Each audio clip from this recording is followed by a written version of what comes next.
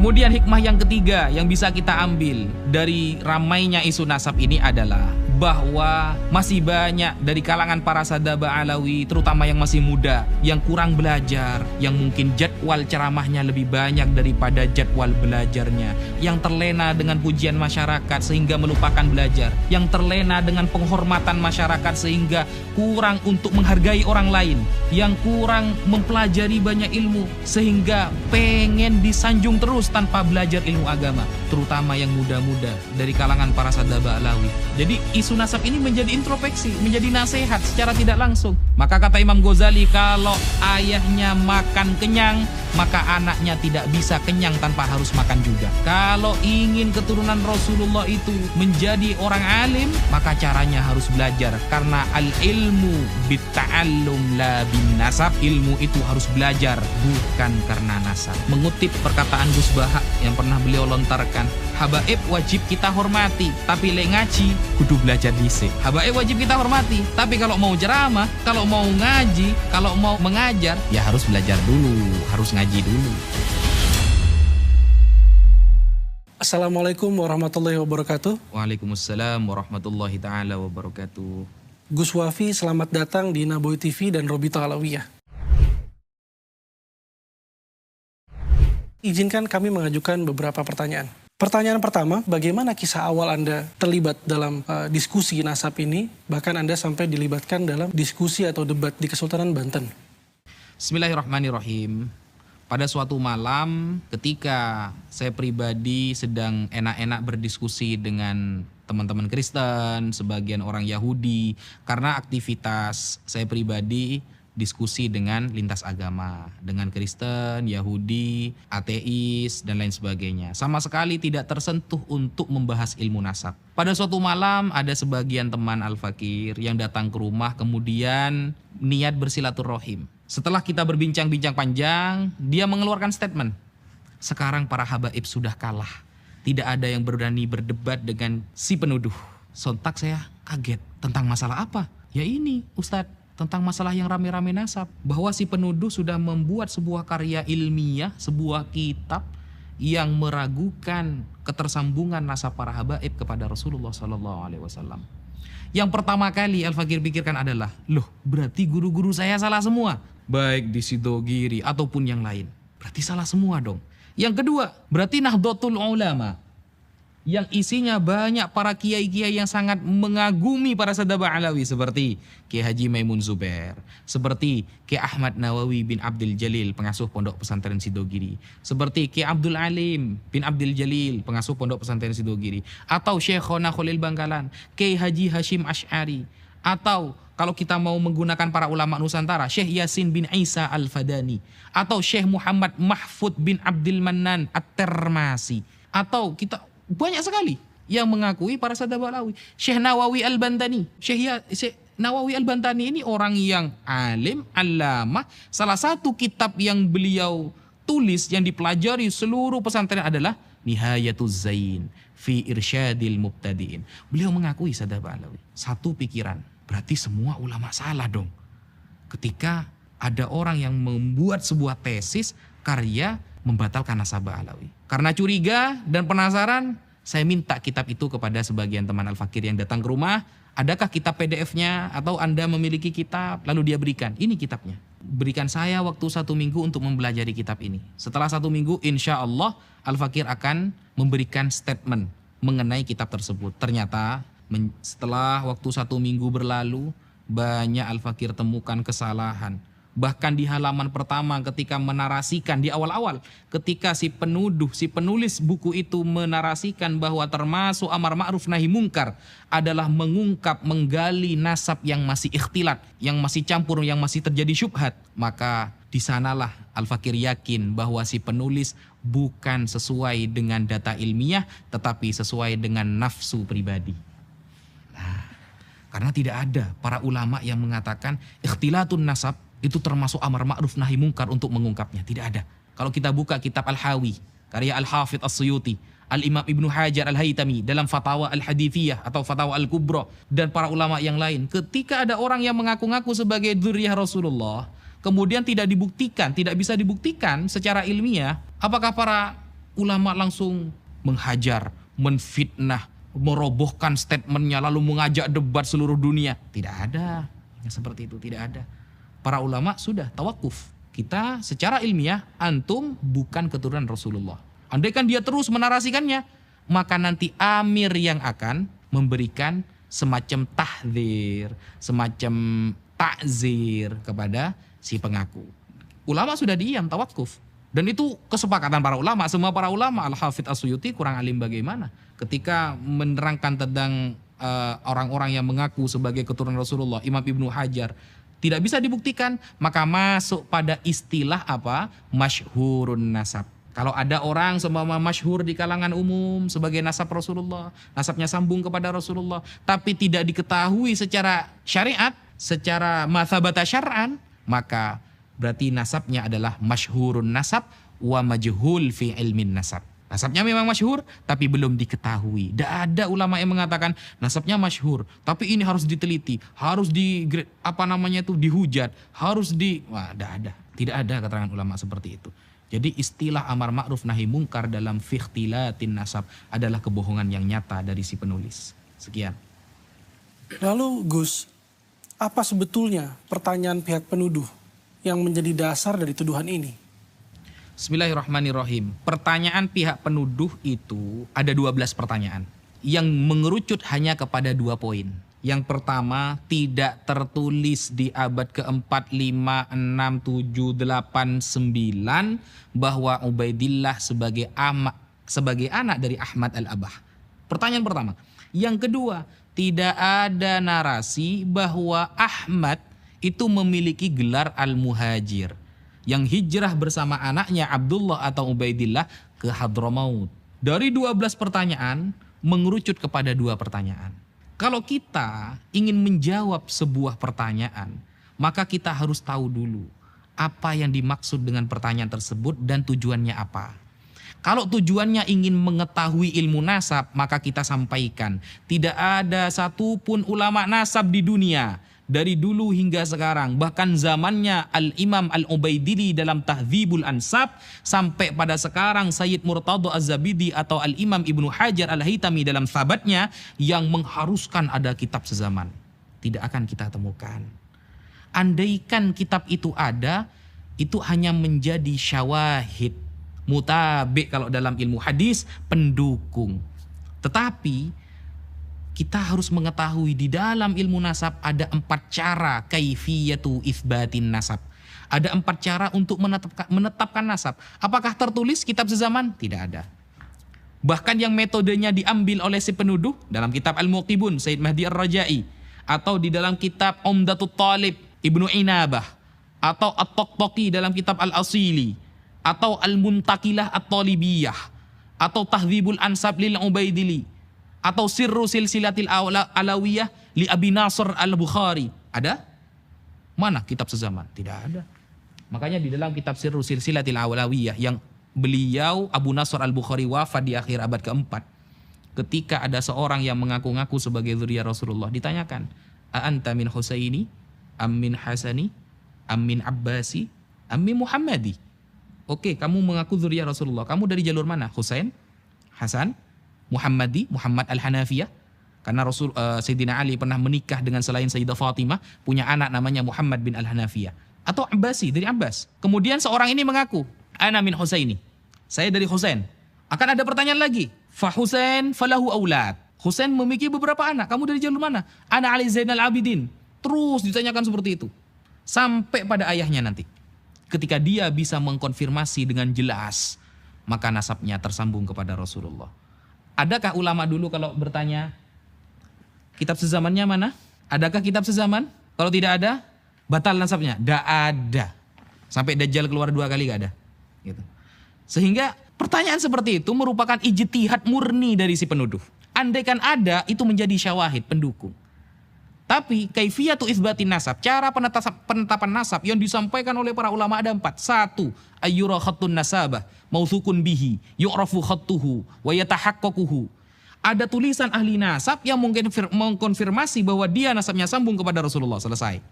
Dan 4 ini kata para ulama adalah turuk, jamak dari torik, bukan syarat. Kalau syarat, satu hilang, hilang semua. Tapi kalau turuk, torik, satu kena, maka kena semua.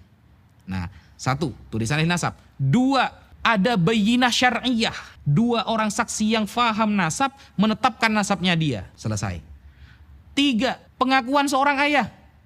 Empat, syuhrah wal istifadah. Manapun yang kena, kena satu. Selesai sebenarnya saudara. Satu, ada tulisan ahli nasab. Sayyid Murtada Az-Zabidi ahli nasab. Imam Ibnu Hajar Al-Haytami disebutkan dalam Tabaqatun Nasabin. Ibnu Zaid mengatakan Ibnu Hajar ahli nasab. Karena nasab ini kan ada yang menyangsikan bahwa Ibnu Hajar itu bukan ahli nasab. Buktinya tidak punya kitab nasab. Apakah ahli nasab harus punya kitab nasab? Kalau ahli nasab harus punya kitab nasab, maka banyak ahli nasab yang dibatalkan juga. Bukan nasabnya orang lain juga nanti yang dibatalkan. Bahkan ahli nasabnya juga dibatalkan. Karena tidak ada syarat ahli nasab itu harus punya kitab nasab. Imam Ibnu Hajar itu orang al-faqih. Sedangkan nasab nubdatun min ilmil fiqh. Imam Ibnu Hajar ahli fikih, sedangkan nasab cuma satu cuil dari ilmu fikih. Jadi wajar ketika beliau dikatakan beliau adalah ahli nasab. Nah, sehingga banyak para ulama nasab ini, nasabah ini yang mengakui kepada Sadah Ba'alawi. Bahkan Syekh Yusuf An-Nabhani mengatakan wa qad ajma'atil ummah. Sudah sepakat umat bahwa Sadah Ba'alawi adalah keturunan Rasulullah SAW. Makanya saya selalu menarasikan, sebutkan satu saja ulama Ahlus Sunnah wal Jamaah yang terkemuka, yang kitabnya dikaji oleh orang seluruh dunia, yang membatalkan nasab Ba'alawi. Saya tunggu sampai Dajjal keluar 2 kali. Tidak akan ada. Karena kalau saya bilang saya tunggu sampai ulang tahun, saya sudah ulang tahun kemarin, 29 Juni. Sudah selesai. Mungkin ya itu. Kemudian salah satu yang perlu kita ketahui tentang kebohongan dan statement pribadi, ijtihad pribadi dari si penuduh adalah dia mengatakan di dalam karyanya, wajib dan harus kita mengetahui tentang pindahnya Ahmad Al-Muhajir ke Hadramut. Karena kalau ini tidak kita ketahui, maka rusak nasabnya. Ini sebenarnya agak nyambung. Kenapa saya katakan tidak nyambung? Karena kalau kita baca di dalam Tahdzibul Ansab, Umdatut Thalib, kemudian Al-Umri dalam kitabnya Al-Majdi dan lain sebagainya, para ulama ada yang mengatakan, ulama nasab ya tentunya ya, wajib mengetahui perpindahan orang ini dari suatu kota ke kota. Ada. Kalau memang mau membahas perpindahan orang-orang yang pindah dari satu tempat ke tempat yang lain, ya baca kitab Al-Muntaqilah, Tolibiyah. Kalau memang kitab-kitab yang lain kayak Tahdzibul Ansab, Al-Majdi, kemudian Umdatut Thalib, Sirru Silsilatil Alawiyah, ya ada pembahasan pindahnya satu orang dari satu tempat ke tempat yang lain. Dan itu bukan perkara yang penting banget. Karena para ulama itu yang penting adalah dia itu ingkirot atau tidak. Nasabnya ini masih sambung atau tidak. Kemudian masih punya anak atau tidak. Sehingga kalau kita mau membandingkan antara satu kitab dengan kitab yang lain, sama-sama kitab nasab, pasti para ulama yang mengarang kitab ini memiliki metode yang berbeda-beda. Ada yang khusus menyebutkan orang-orang yang berpindah. Ada kitab yang menyebutkan orang-orang yang tidak ingkirot nasabnya, masih memiliki keturunan, yang terkenal saja, yang tidak terkenal tidak dia tulis. Jadi punya metode masing-masing, sehingga tidak bisa kemudian mengklaim harus ada perpindahan dari satu tempat ke tempat. Kalau nggak ada maka nasabnya batal. Itu adalah murni dari ijtihad si penuduh. Sekian. Terkait dengan banyaknya pengembangan permasalahan di isu nasab ini di luar kitab problematik Syajaratul Mubarakah, apa pertanyaan lain yang antum merasa belum terjawab sejauh ini? Bismillahirrahmanirrahim. Salah satu pertanyaan umum yang tidak ada jawabannya adalah, sebutkan satu saja ulama Ahlus Sunnah wal Jamaah yang masyhur, yang terkenal alamah, yang mungkin karyanya dikaji orang sedunia, yang menafikan, membatalkan nasab para habaib, para sadah alawi. Satu saja. Kalau ada satu ulama Ahlus Sunnah yang membatalkan atau menafikan, itu akan menjadi referensi kuat bagi si penuduh. Ternyata sampai detik ini tidak disebutkan satupun ulama Ahlus Sunnah baik dulu maupun sekarang yang membatalkan, menafikan atau mengoreksi atau mengkritik para sadah Ba'alawi. Tidak ada. Nasab para sadah Ba'alawi. Yang pertama. Yang kedua, Sebutkan satu saja ulama yang cara mengkritik nasabnya seperti yang dilakukan oleh si penuduh. Dengan tajassus, tangkib, atau qadah sampai taraf mencaci. Karena Rasulullah SAW bersabda ada dua perkara yang dapat menyebabkan kafir. Yang pertama adalah at-ta'an fin nasab. Ketika si penuduh mengatakan dalam karyanya bahwa ikhtilatun nasab, tercampurnya nasab ini membuka atau menggali nasab yang masih syubhat termasuk amar ma'ruf nahi mungkar, maka sejatinya dia bukan sedang melakukan nahi mungkar ataupun amar ma'ruf, tapi dia sedang menuju kekafiran. Kenapa? Al-Imam Al-Munawi dalam Faidul Qadir mengatakan termasuk at-ta'an fin nasab adalah binahwil qadah fi nasabiman qad thabata syar'an.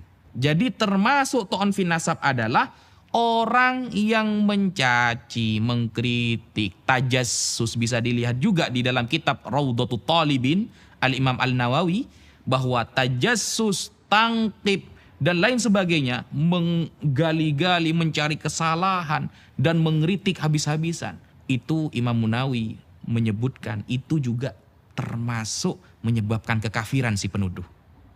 Karena tidak ada satupun ulama Ahlus Sunnah yang cara mengeritik dan menggali nasab seperti yang dilakukan si penuduh. Tidak akan pernah ketemu. Gus Wafi, memang terdapat beberapa, bahkan banyak ulama terdahulu yang juga ahli nasab yang mengakui dan mengisbat nasab Ba'alawi. Tapi bukankah mereka juga mungkin salah, Gus? Bukankah mereka mungkin mencatat tanpa referensi? Bismillahirrahmanirrahim. Bagaimana ketika ada pertanyaan, mungkin saja ulama dulu salah, tidak mencatat. Sekarang jika kita membaca kitab-kitab nasab seperti Al-Ubaidili dalam Tahdzibul Ansab, di muqaddimah saja sudah diakui oleh mentakiknya bahwa kitab ini la yastaqsi asma'al aulad kafatan. Tidak bisa memang kita menyebutkan semua nama anak. Tidak ada kitab nasab satu yang syamil, yang kafah, yang kamil. Semua saling yufassiru wa yukammilu ba'duha ba'dah. Saling melengkapi satu dengan yang lain. Sehingga ada istilah yang terupdate, yang terbaik. Al-Quran saja antara nasikh dan mansukh pasti dipilih yang an-nasikh. Atau fikih saja kita tidak akan berpendapat qala Syafi'i, tapi sering kita katakan qala Ibnu Hajar Al-Haytami, qala An-Nawawi fil Majmu', qala Ar-Rafi'i dan lain sebagainya. Kenapa? Bukan kita tidak percaya kepada Imam Syafi'i, tapi ulama sekarang justru lebih paham apa yang dikatakan oleh Imam Syafi'i. Contoh, Imam Nawawi pernah mengatakan, dan ini sangat masyhur, bahwa bacaan Quran kepada mayit itu tidak sampai. Thawabu qiraatil Quran la yasilu thawabuhu ilal mayyit. Jadi bacaan Al-Quran itu tidak akan sampai pahalanya kepada mayit. Itu perkataan Imam Syafi'i yang masyhur yang dikutip oleh Imam Nawawi. Lalu kita buka sekarang di dalam kitab Ar-Risalah, kitab-kitab karya Imam Syafi'i. Ada nggak perkataan itu? Tidak ada. Apakah kita berani mengatakan Imam Nawawi bohong? Kan tidak seperti itu konsep dalam Islam. Ketika Syekh Murtadha Az-Zabidi mengatakan qala Al-Ubaidili, Ubaidili mengatakan di dalam kitabnya bahwa Ahmad dengan anaknya hijrah ke Hadramaut, kemudian dia punya anak yang bernama Abdullah atau bitasghir Ubaidillah. Lalu kita buka di dalam kitabnya Ubaidili, gak ada nih. Berani kita mengatakan Sayyid Murtadha Az-Zabidi bohong? Kalau seperti itu berarti Imam Nawawi juga bohong. Apakah kita mau memberikan contoh yang lain? Banyak seperti itu. Di dalam fikih sering terjadi. Qala Ibnu Hajar Al-Haytami fi fatawihi. Ibnu Hajar Al-Haytami mengatakan di dalam fatwanya bahwa derajat para dzurriyyah Rasulullah itu dzatiyah, bahwa derajat para ulama itu aridi, ilmu, sesuatu yang baru datang. Kalau dzurriyyah Rasulullah itu murni di dalam tubuhnya. Lalu kita buka di dalam fatwanya Imam Ibnu Hajar nih, mana kok ada gitu. Berani kita mengatakan ulama yang mengutip itu bohong? Nah, ilmu itu kan memang butuh sanad, tapi sesuai dengan konfirmasi ulama. Bukan hanya mengatakan al-isnadu minad din laulal isnad laqala masya, tapi tidak sesuai dengan praktik dari para ulama. Tidak ada ulama satupun yang ketika melihat ada orang yang mengaku-ngaku sebagai dzurriyyah Rasulullah lacak, nasabnya tidak ketemu, lalu dia menghujat habis-habisan, mentajassus, mentangkip dada. Seperti itu. Itu contoh saja. Lalu apa pendapat Anda, Gus, ketika banyak orang atau sebagian orang meyakini bahwa sekelas ulama Said Murtada Az-Zabidi berbohong dalam kitabnya? Bismillahirrahmanirrahim. Bukan Said Murtada Az-Zabidi yang berbohong, tapi mereka yang kurang meneliti, kurang menghargai pendapat para ulama ketika tidak sesuai dengan pemikiran mereka.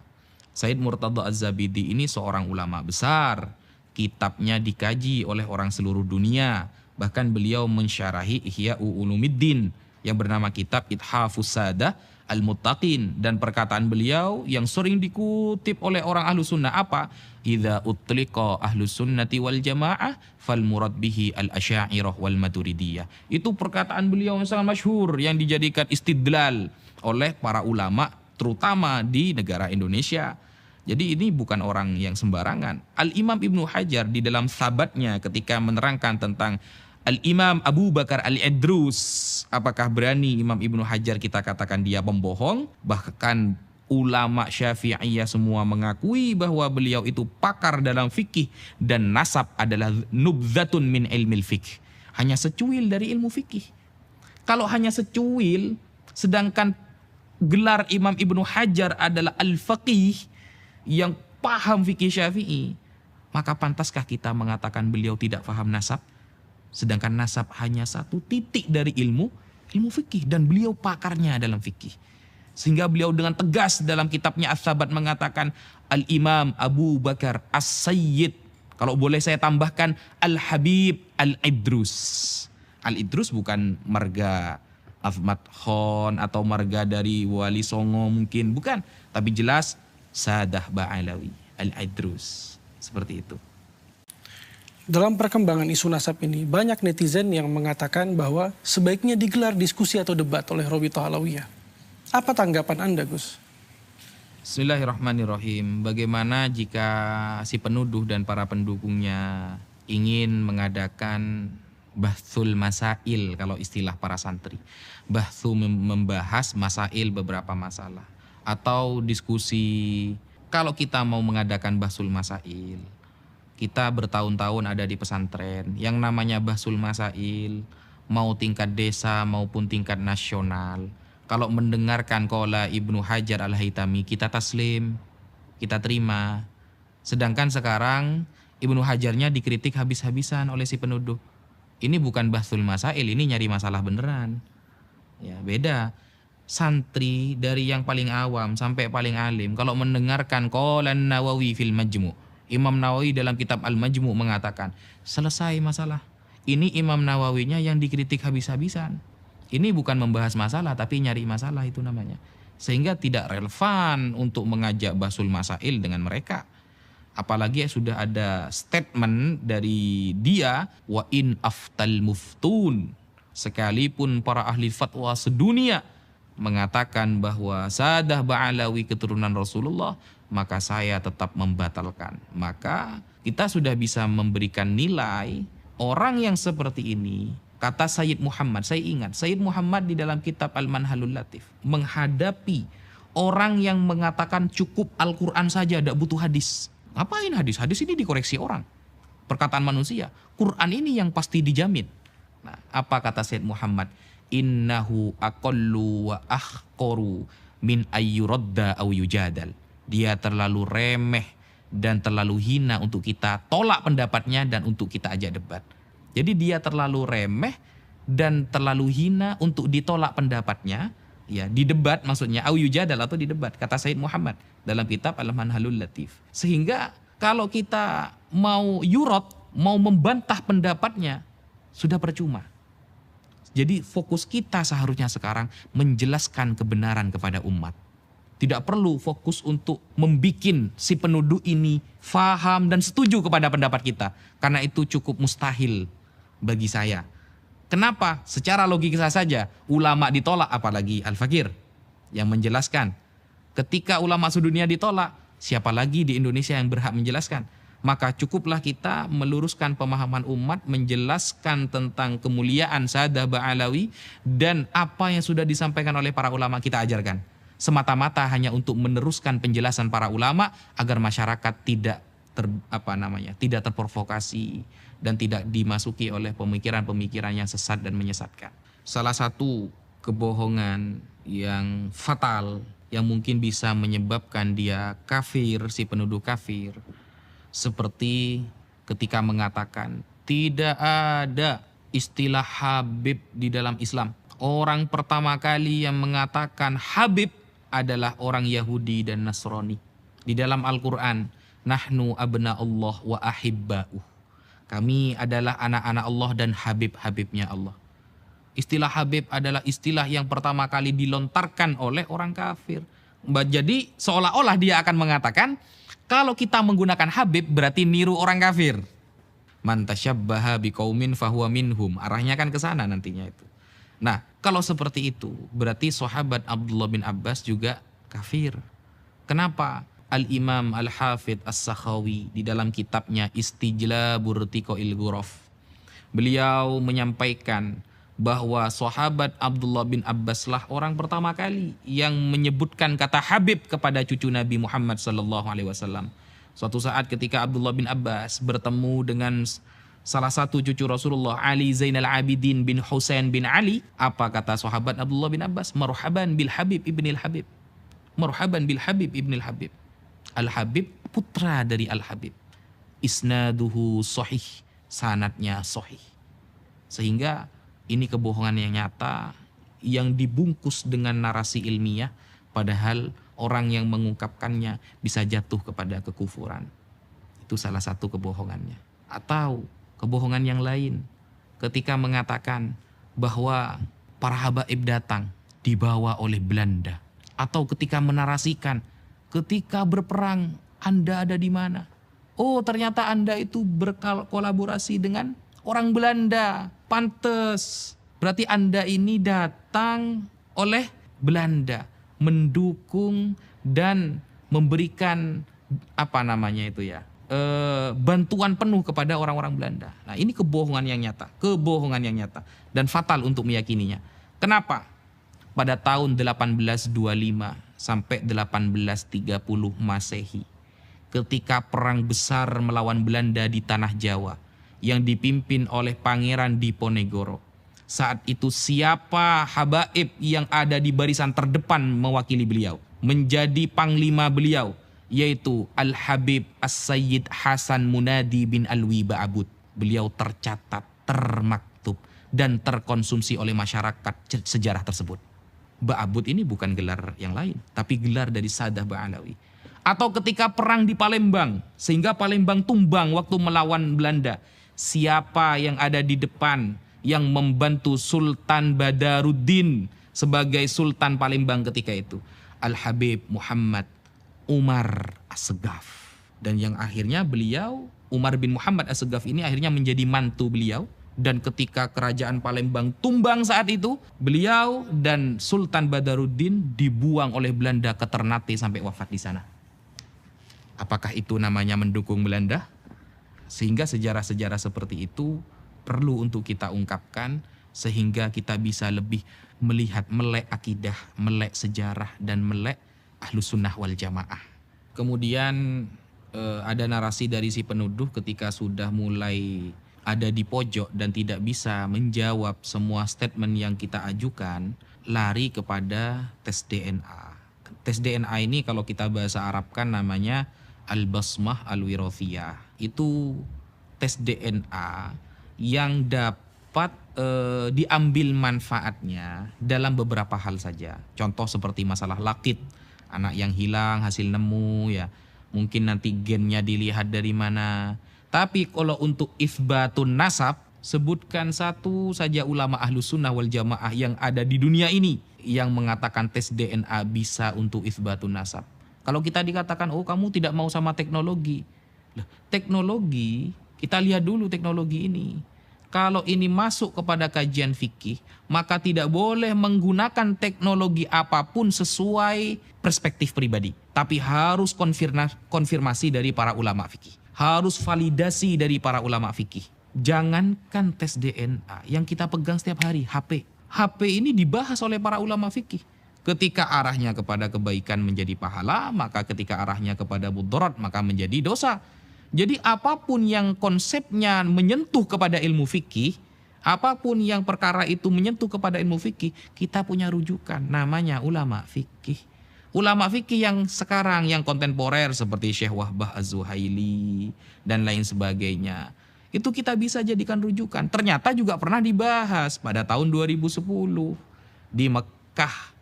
Kongres Fikih Islam yang datang gak sedikit, ulama banyak. Dan saat itu dunia sudah penuh dengan teknologi, sudah banyak era globalisasi. Ketika itu sudah ada handphone, sudah ada laptop dan lain sebagainya. Nah, apakah mereka setuju? Oh, ternyata tidak. Ketika nasabnya sudah ditetapkan oleh nasabah secara syar'i, maka haram menggunakan tes DNA. Al-basmah ul-athira itu haram. Bahkan masuk kepada tuduhan yang dapat mencederai pilar-pilar Islam. Salah satu tujuan Islam adalah hifdzul irdi, menjaga nama baik seseorang. Kalau ada orang menggunakan tes DNA padahal sudah ditetapkan secara ilmu fikih bahwa nasabnya sambung kepada Nabi, berarti dia sudah melanggar hifdzul irdi, menjaga nama baik seseorang. Berarti kan dia sedang mencela. Nah, kalau sedang mencela, Imam Nawawi mengatakan dalam Faidul Qadir, binahwil qadah fi nasabiman thabata syar'an, berarti termasuk ta'an fin nasab. Ketika sudah ditetapkan oleh fikih, nasabnya sambung kepada Nabi, ternyata tetap dicari kesalahannya digali, termasuk ta'an fin nasab, mencela nasab orang. Kalau sudah termasuk mencela nasab orang, maka yusabbibu kufron, dapat menyebabkan dia menjadi kafir. Ini keterangan para ulama. Saya tidak murni berpendapat sesuai pribadi, tapi yang Al-Fakir sampaikan semua dari para ulama. Sekian, terima kasih. Baik Gus Wafi, tapi bukankah banyak pendapat yang mengatakan di internet bahwa sudah banyak yang diakui sebagai keturunan Nabi Muhammad SAW berdasarkan hasil tes DNA? Oke, bismillahirrahmanirrahim. Banyak di internet yang nasabnya diakui dengan menggunakan wasilah basmah wirofiyah, tes DNA. Tes DNA itu satu yang disebutkan biasanya yang sering digaungkan J1. J1 berarti daerah Mekah, Arab, suku Arab seumpama. Nah, ini suku Arab yang mana? Abu Jahal, Abu Lahab juga Arab.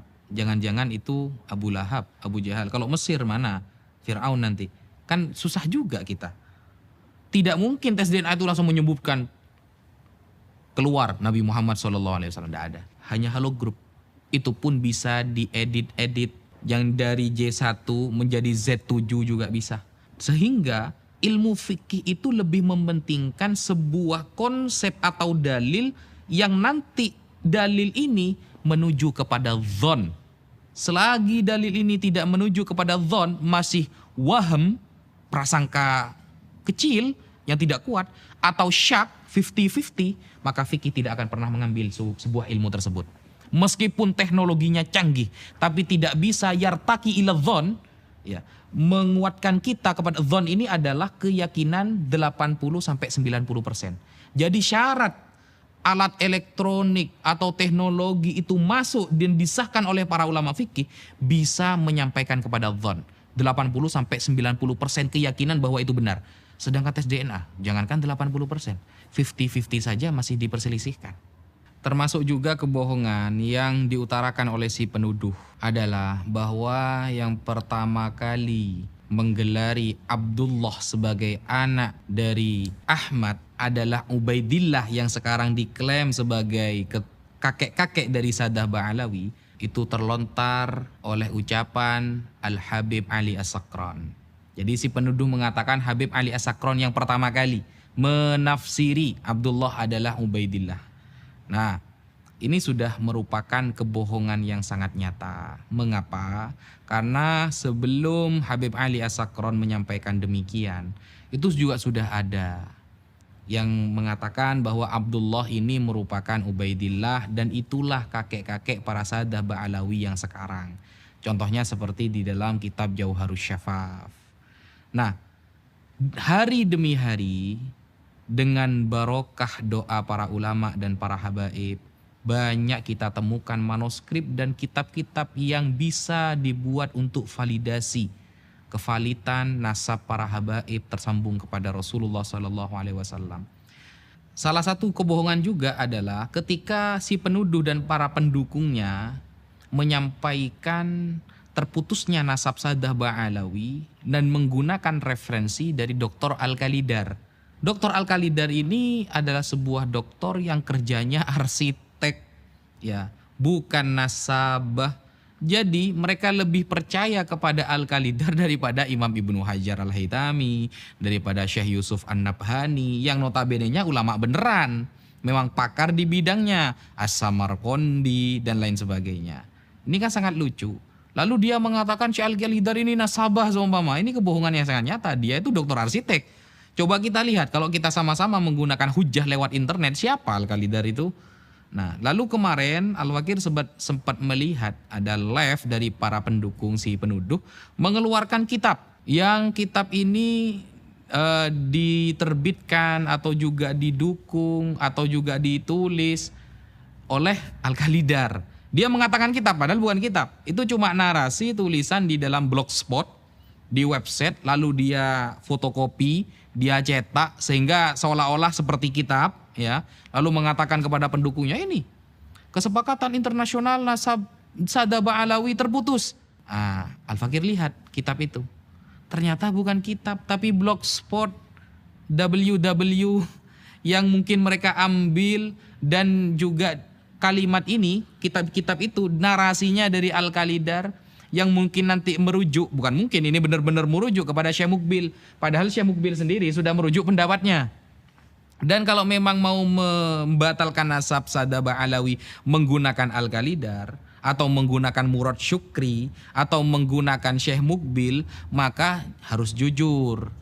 Karena yang dibatalkan banyak, termasuk Syekh Abdul Qadir Al-Jilani juga dibatalkan nasabnya. Sedangkan si penuduh tidak konsisten.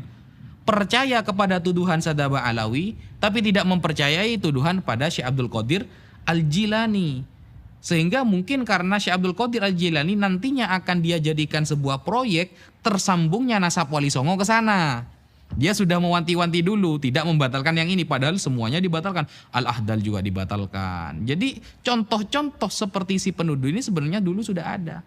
Bahkan sekelas Imam Syafi'i yang jaraknya cuma 150 tahunan dengan masa para sahabat.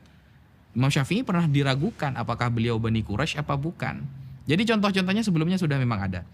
Bahkan di Al-Quran yang mengatakan Rasulullah SAW abtar, itu siapa? Orang-orang kafir. Jadi kalau kita mengemban sanad, menyampaikan sanad para ulama bahwa Saddah Ba'alawi itu adalah cucu Rasulullah SAW, sedangkan mereka para pembatal secara tidak langsung mereka mengemban sanad-sanad orang-orang kafir yang sudah mengatakan Rasulullah tidak punya keturunan. Seperti itu. Itu salah satu kebohongan yang nyata yang disampaikan. Kemudian kebohongan ilmiah yang disampaikan oleh si penuduh. Ketika mengutip sebuah dalil pasti akan dikutip sebagian. Pasti dikutip sebagian. Contoh seperti kitab Al-Ifadah yang terkenal ditulis oleh Syekh Ibrahim Mansur. Ya, kalau nggak salah Syekh Ibrahim Mansur itu di sana metodenya dipakai tapi isbatnya nggak dipakai. Jadi kitab Al-Ifadah itu menerangkan tentang fisyuhrah wal istifadah, dan beliau secara nyata mengatakan Saddah Ba'alawi itu keturunan Rasulullah. Metodenya dipakai tapi isbatnya gak dipakai.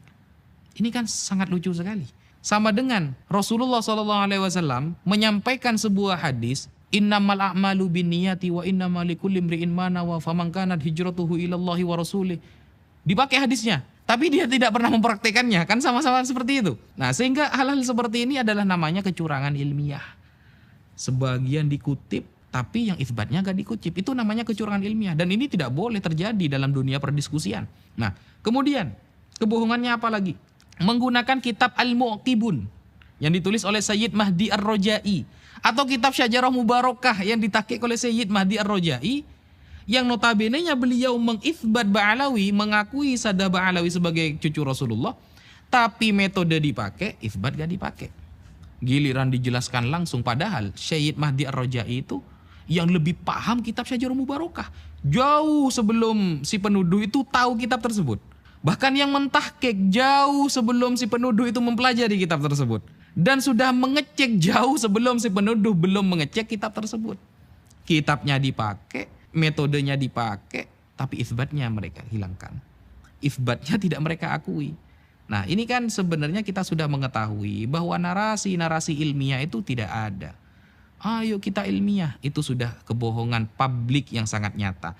Narasi ilmiah hanya sebuah wadah agar masyarakat percaya, tetapi faktanya narasi kebencian, narasi tajassus, menggali kesalahan secara pribadi atau secara umum untuk Sadaba Alawi itu terus disuarakan. Dan bahkan saya tidak pernah mendengarkan si penuduh sampai detik ini menasehati para pendukungnya yang mencaci maki para Sadaba Alawi. Seharusnya kalau memang dia merasa ilmiah, kalau memang benar-benar ingin mengkaji, maka dia juga mengeluarkan statement, jangan mencaci maki, jangan melakukan hal-hal yang di luar syariat untuk mengklaim para Sadaba Alawi. Tapi apa kenyataannya? Malah didukung. Semua para pencaci maki dari netizen, kalangan orang awam yang sudah terprovokator, yang sudah percaya pada statementnya, semakin hari semakin merajalela. Sesuatu yang keluar dari lisannya adalah sebuah fitnahan dan tuduhan yang tidak berdasar.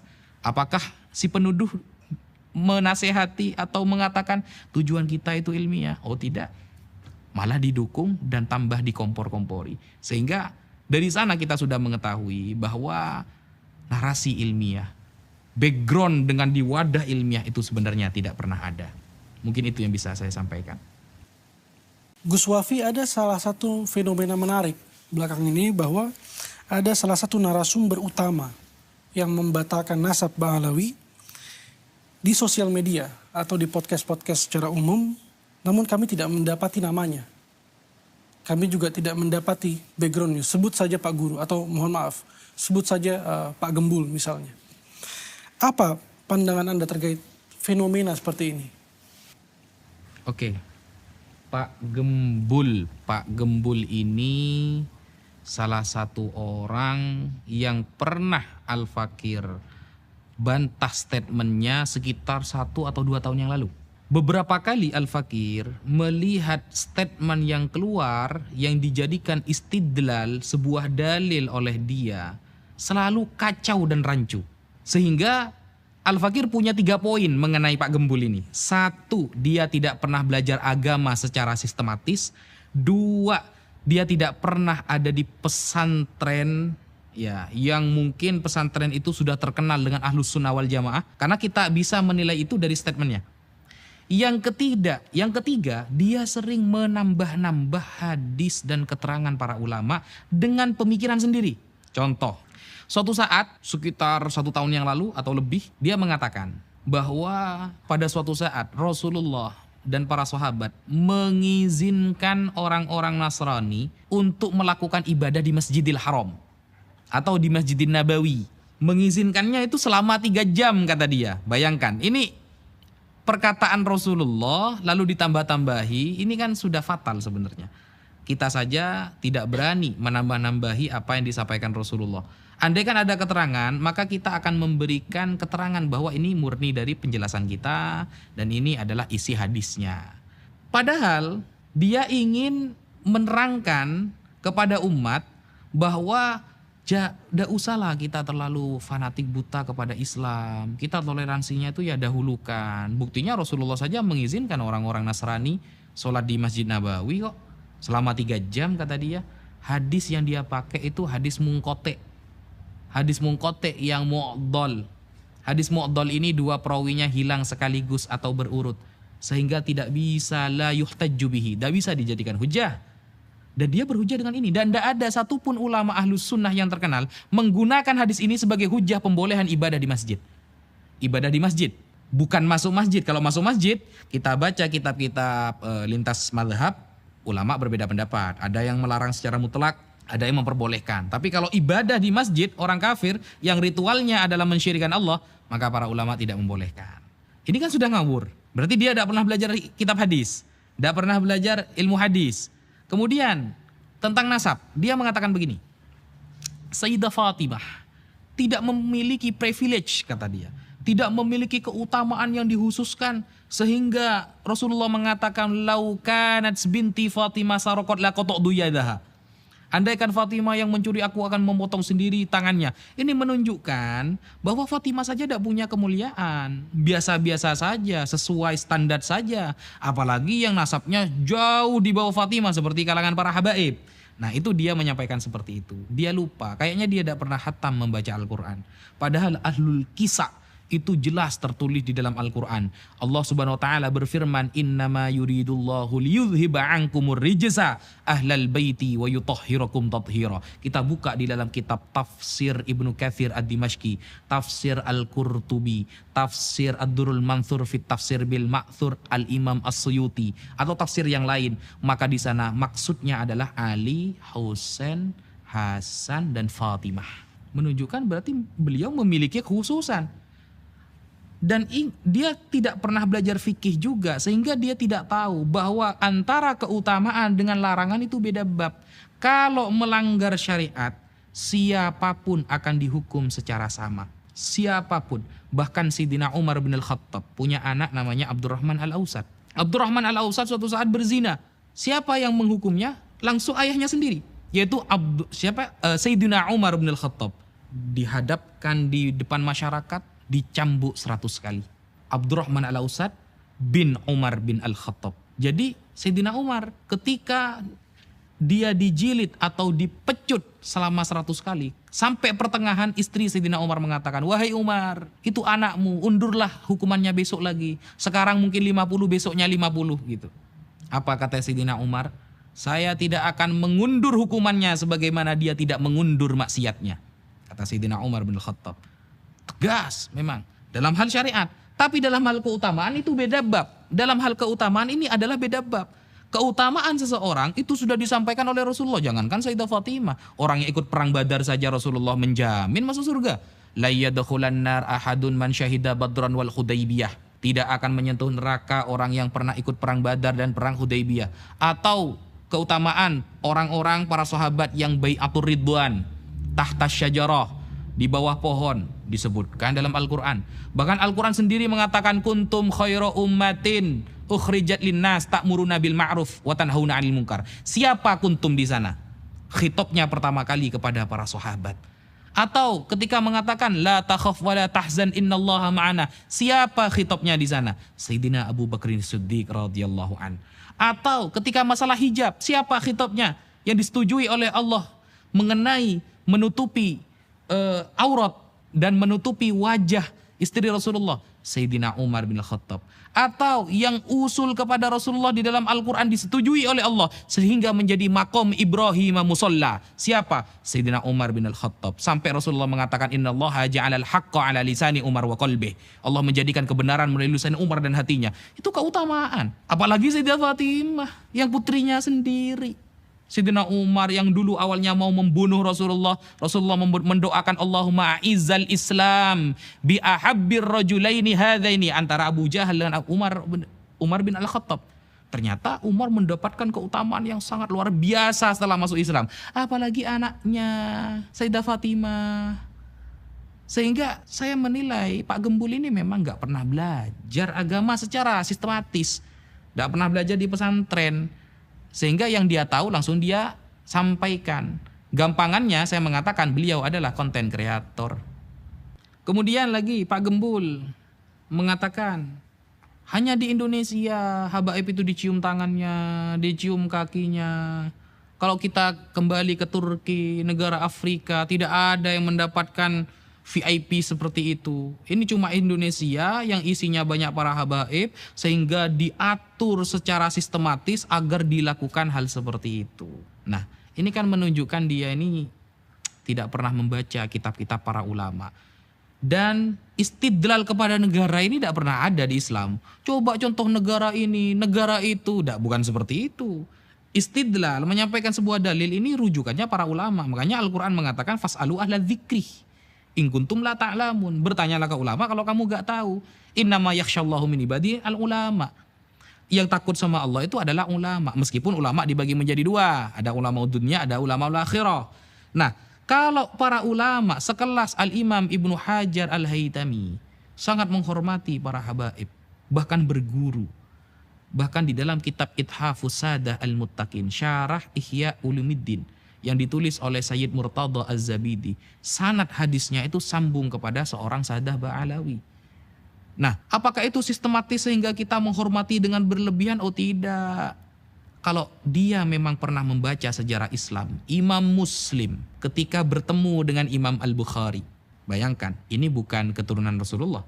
Imam Muslim ketika bertemu dengan Imam Al-Bukhari di Mekah, ketika itu tawaf. Pengarang kitab Sahih Muslim dan Sahih Bukhari. Sahih Bukhari kitab tersoheh setelah Al-Quran. Ya, itu narasi para ulama yang sudah masyhur di kalangan kita. Ketika bertemu, Imam Muslim langsung datang mendekati Imam Bukhari dan mengatakan, "Da'ni hatta uqabbila rijlak." Biarkan saya mencium kakimu, ya ustadzal ustadzin. Wahai ustadznya para ustadz. Apakah Imam Bukhari mengatakan, udah boleh syirik, udah boleh ini? Tidak seperti itu. Mau adu hadis dengan beliau yang mengarang kitab Sahih Bukhari, mau adu hadis dengan beliau yang mengarang kitab Sahih Muslim, kita siapa? Bahkan kita Arba'in Nawawi aja dah hafal. Apakah ada ulama yang lalu mengkritik Imam Muslim mencium kaki Imam Bukhari? Oh, Imam Muslim ini melakukan kesalahan, terlalu menghormati. Siapa kita? Itu adalah ustadzal ustadzin, gurunya para guru. Kalau Imam Bukhari saja disebut ustadzal ustadzin, Imam Muslim yang muridnya bagi kita itu juga khairu ustadzil ustadzin. Sebaik-baiknya ustadznya para ustadz. Kenapa? Sebab beliau kita tahu hadis Rasulullah, sebab beliau kita tahu sanad hadis Rasulullah, dan sebab beliau kita bisa mendapatkan berkah dari ungkapan-ungkapan dan fi'lu Rasulullah sallallahu alaihi wasallam.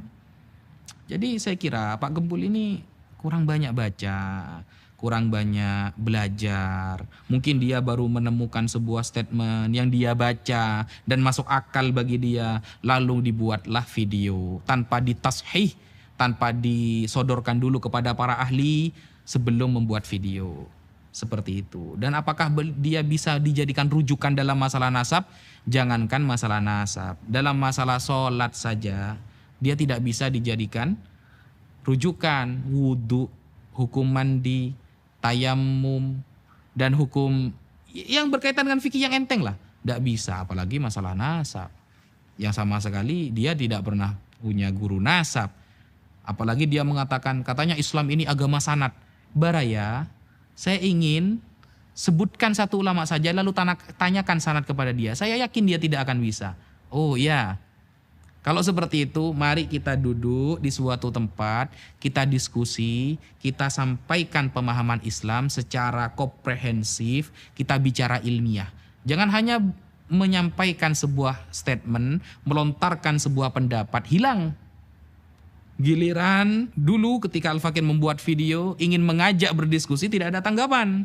Kan lucu, mengeluarkan statement tapi tidak bisa mempertanggungjawabkan statementnya. Kalau memang dirasa memiliki keahlian dalam memahami Islam, mari kita duduk, kita bicara nasab, monggo. Kita bicara sanad, monggo. Kita bicara sejarah, mari. Mungkin seperti itu yang bisa Al-Fakir sampaikan. Gus Wafi sebagai penutup, apa hikmah dari perkembangan seluruh dinamika isu nasab ini yang antum lihat baik bagi umat Islam secara umum maupun bagi Alawiyin? Bismillahirrahmanirrahim. Ada 3 hikmah yang Al-Fakir ambil dari ramainya tentang isu nasab Sadah Baraba Alawi. Jadi para Sadah Ba'alawi yang pertama, kalau dulu Al-Fakir meyakini Sadah Ba'alawi sebagai keturunan Rasulullah masih syakkan, dhannan, tapi sekarang tahqiqon, benar-benar yakin. Karena secara tidak langsung Al-Fakir banyak membaca kitab-kitab nasab dan puluhan bahkan ratusan para ulama yang terkemuka menetapkan Ba'alawi sebagai keturunan Rasulullah. Kalau dulu masih mungkin remang-remang, kata orang para habaib ini adalah keturunan Rasulullah, tapi sekarang sudah tahqiq, sudah semakin yakin seyakin-yakinnya. Itu hikmah yang pertama. Hikmah yang kedua adalah kita bisa tahu bahwa sabda Rasulullah ribuan tahun yang lalu, berapa abad yang lalu, Rasulullah mengatakan, inni la akhsha alaikum an tusyriku ba'di. Aku tidak khawatir kalian akan syirik berjamaah setelah aku mati. Jadi kalau ada orang bilang dikit-dikit syirik, dikit-dikit haram, itu sudah salah. Karena Rasulullah tidak pernah khawatir umatnya akan syirik berjamaah. Rasulullah akan selalu mengatakan bahwa umatnya semakin hari semakin banyak. Bahkan Rasulullah itu fa'alaikum bisawadil a'zam, kalau kalian terjadi banyak ikhtilaf, fa idza ra'aitum ikhtilafan katsira, ketika kalian melihat banyak ikhtilaf, fa'alaikum bisawadil a'zam, maka pilihlah yang mayoritas. Maksudnya mayoritas para ulama. Berarti kan menunjukkan Rasulullah yakin bahwa umat Islam akan menjadi mayoritas, akan semakin besar. Nah, tetapi kata Rasulullah, walakin akhsya alaikumud dunya. Tapi yang aku khawatirkan atas kalian, wahai para umatku, adalah dunia. Antanafasu fiha fataktatilu. Kalian berlomba-lomba mencarinya sampai saling mencaci, membunuh, dan lain sebagainya. Kebenaran yang disabdakan oleh Rasulullah sekarang sudah terjadi. Hanya gara-gara dunia, kita rela bertengkar sesama ikhwah bainal muslimin. Tidak menjaga ukhuwah bainal muslimin sampai mencaci, menghajar. Padahal andaikanlah ada teori ilmiah yang disepakati para ulama bahwa Sahadah Ba'alawi bukan keturunan Rasulullah, apa salahnya ketika kita memuliakan sesama umat Islam? Dan ternyata fakta sejarah, para Sahadah Ba'alawi merupakan guru dari guru-guru kita semua. Syekh Mahfud Termas berguru kepada Habib siapa? Habib Husain Al-Habsyi, yang merupakan guru beliau dan juga menjadi gurunya Ki Haji Hasyim Asy'ari. Minimal kita mengakui bahwa mereka pernah berjasa mengajari ulama Nusantara tentang ilmu syariat. Andaikan ada kesepakatan ulama bahwa Sahadah Ba'alawi bukan keturunan Rasulullah, tapi itu tidak akan pernah terjadi. Sehingga kita semakin yakin dengan hikmah adanya ramai isu nasab, bahwa sabda Rasulullah benar, Islam tidak akan hancur dari luar, tapi Islam akan hancur dari dalam. Itu kebenaran Rasulullah, prediksi Rasulullah SAW. Mungkin kalau dikatakan prediksi kurang cocok, karena Rasulullah itu wa ma yantiqu anil hawa in huwa illa wahyu yuha, itu adalah wahyu yang Allah sampaikan atau ilham yang Allah sampaikan melalui lisan Rasulullah SAW. Sudah benar terjadi.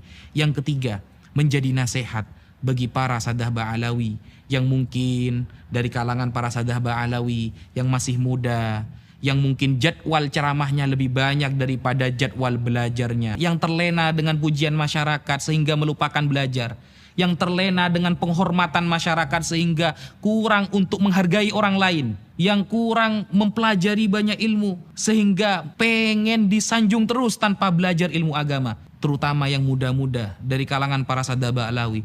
Dengan adanya isu nasab ini, kita bisa lihat dan kita bisa menjadi introspeksi, ya.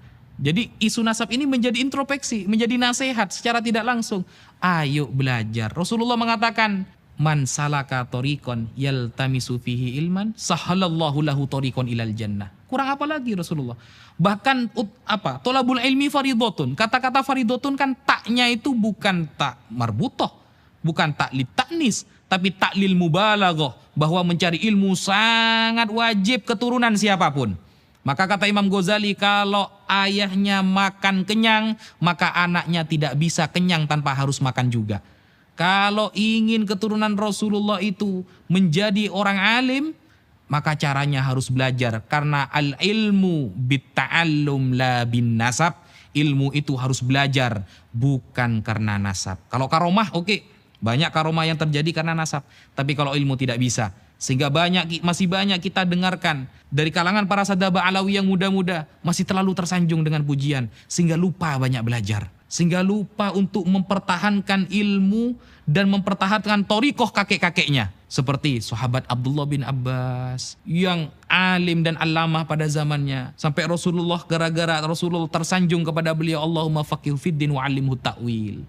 Dan itu juga menjadi catatan yang penting kepada kita, bahwa apa yang kita lakukan, apa yang kita usahakan, itu akan menunjukkan kualitas kita. Akan menunjukkan kualitas kita. Rasulullah secara tegas mengatakan, yashfa'u yaumal qiyamah thalathatun. Siapa? Al-anbiya wa syuhada wal ulama.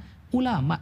Kemudian, apakah pernah Rasulullah mengklaim bahwa ilmu ini akan diturunkan sesuai nasabnya? Tidak pernah. Ilmu harus dengan belajar. Mengutip perkataan Gus Baha yang pernah beliau lontarkan, habaib wajib kita hormati, tapi lek ngaji kudu belajar dhisik. Habaib wajib kita hormati, tapi kalau mau ceramah, kalau mau ngaji, kalau mau belajar, mengajar, ya harus belajar dulu, harus ngaji dulu. Makanya Kiai Haji Maimun Zubair, tetap kita wajib menghormati para Sahadah Ba'alawi, baik yang muda maupun yang sudah sepuh, apalagi yang sudah selevel ulama. Tetapi untuk mengikuti pendapatnya, tunggu dulu. Kalau di luar syariat Islam, maka kita tidak boleh mengikutinya. Ada para sadah Ba'alawi contohnya terpapar faham Syiah seumpama. Kita tidak boleh mengikuti, tapi di sisi lain kita wajib menghormati. Sampaikan kebenaran. Al-Fakir ketika menemukan para habaib yang akhlaknya kurang baik di masyarakat, maka menjadi kewajiban Al-Fakir untuk menegur dia sampai dia sadar bahwa dia sedang melakukan kesalahan. Ya Habib, antum adalah panutan kami. Kalau antum seperti itu, maka kami bagaimana Habib? Maka wajib bagi kita, karena kita memang cinta, ketika melihat istri kita bermaksiat, apakah kita membiarkan? Kita melihat istri kita bermaksiat, anak kita bermaksiat, lalu kita mengatakan, sudahlah itu anak saya, bagaimanapun itu anak saya. Itu tidak bisa, itu bukan cinta.